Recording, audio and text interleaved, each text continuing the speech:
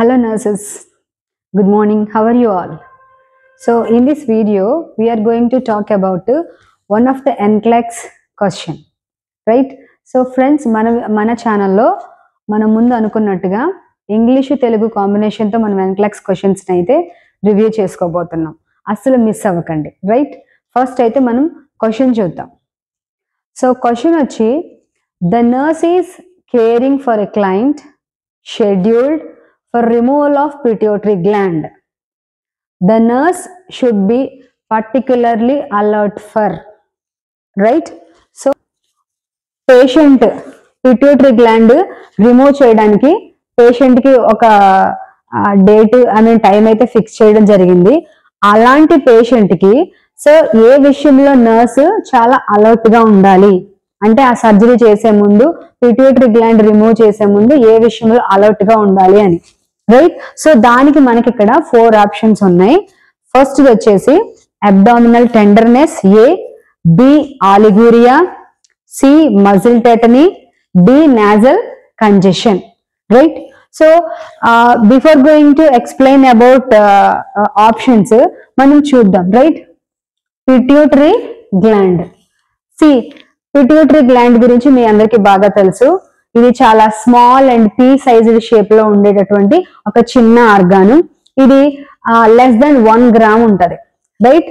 So ఈ pituitary gland మన brain లో బేస్ ఆఫ్ ద బ్రెయిన్ లో ఉంటుంది అండ్ హైపోథలామస్ కన్నా కాస్త కింద ఉంటది.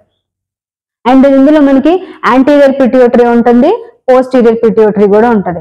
సో అసలు పిట్యూటరీ గ్లాండ్ లేకపోతే మన బాడీలో గ్రోత్ అండ్ డెవలప్మెంట్ అనేది ఉండదు. So most of the body functions అన్ని నార్మల్ గా జరుగుతున్నాయి అంటే because of pituitary gland, right?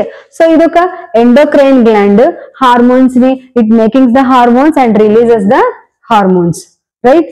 So అసలు పిట్యూటరీ గ్లాండ్ ని లేకుండా మనం అసలు దాన్ని ఇమాజిన్ అయితే చేసుకోలేం, రైట్? సో ఇలా మన బాడీ ఫంక్షన్స్ కి ఆధారమైన పిట్యూటరీ గ్లాండ్ ని రిమూవ్ చేయాల్సి వచ్చినప్పుడు ఆ సర్జరీకి ముందు అసలు నర్స్ ఎలాంటి ఏ విషయంలో అలర్ట్ గా ఉండాలి అన్న ఈ క్వశ్చన్ ని మనం చూద్దాం. First abdominal tenderness, right? So abdominal tenderness అంటే ఏంటి? సహజంగా టెండర్నెస్ అంటే అది పెయిన్ గానీ సోర్నెస్ గానీ మనం టచ్ చేసినప్పుడు ఆ పేషెంట్ పెయిన్ గా ఫీల్ అవుతారు. సో దాన్ని మనం టెండర్నెస్ అంటాం. బట్ అబ్డామినల్ టెండర్నెస్ కి పిట్యూటరీ గ్లాండ్ కి ఏమైనా రిలేషన్ ఉందా అంటే so there is no any direct relation. కాబట్టి ఈ విషయంలో మనము యాజ్ ఎ నర్స్ గా అలర్ట్ గా ఉండాల్సిన పని అయితే లేదు. సెకండ్ వన్ చూద్దాం, బి ఆప్షన్. ఆప్షన్ బి వచ్చి ఆలిగూరియా, రైట్? సో ఆలిగూరియా అనేది ఇట్స్ ఎ మెడికల్ టర్మ్. ఇదేంటంటే లో urine output, right? So kidneys బాగానే ఫిల్టర్ చేసిన యూరిన్ ని బట్ అది బయటికి రావడానికి మాత్రం సమ్ ప్రాబ్లం అనమాట, రైట్? సో ఇప్పుడు ఆలిగూరియాకి పిట్యూటరీ గ్లాండ్ కి ఏదైనా డైరెక్ట్ కనెక్షన్ ఉందా అంటే సో డైరెక్ట్ కనెక్షన్ అయితే లేదు ప్రెసెంట్ ఈ కండిషన్ కి సంబంధించి. Next muscle tetany. So muscle టెటనీలో ఆఫ్ కోర్స్ టెటనీ అంటే కూడా medical వర్డే.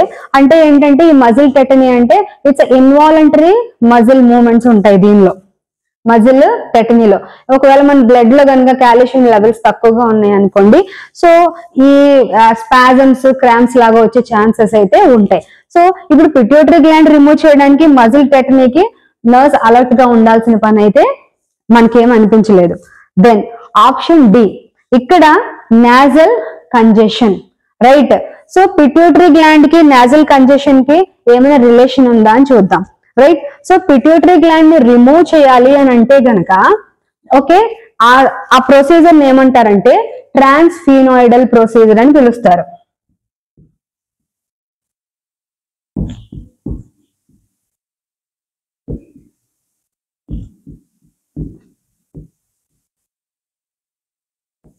ట్రాన్స్ఫీనాయిడల్ procedure, right?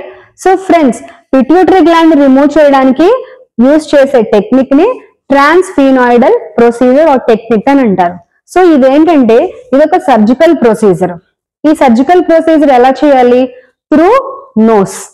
Pituitary gland దాకా వెళ్ళి అక్కడ ఉన్న ట్యూమర్ ని గానీ పిట్యూటరీ గ్లాండ్ ని గానీ రిమూవ్ చేయాలి అని అంటే గనక సో ట్రాన్స్ఫీనాయిడల్ ప్రొసీజర్ త్రూ నోస్, అలాగే స్ఫీనాయిడల్ సైనసెస్ ఉంటాయి కదా, సో ఆ ఓపెనింగ్స్ లో నుంచి వెళ్ళి పిట్యూటరీ గ్లాండ్ ని రిమూవ్ చేయాలి. కాబట్టి the nurse should be particularly alert for nasal congestion, right.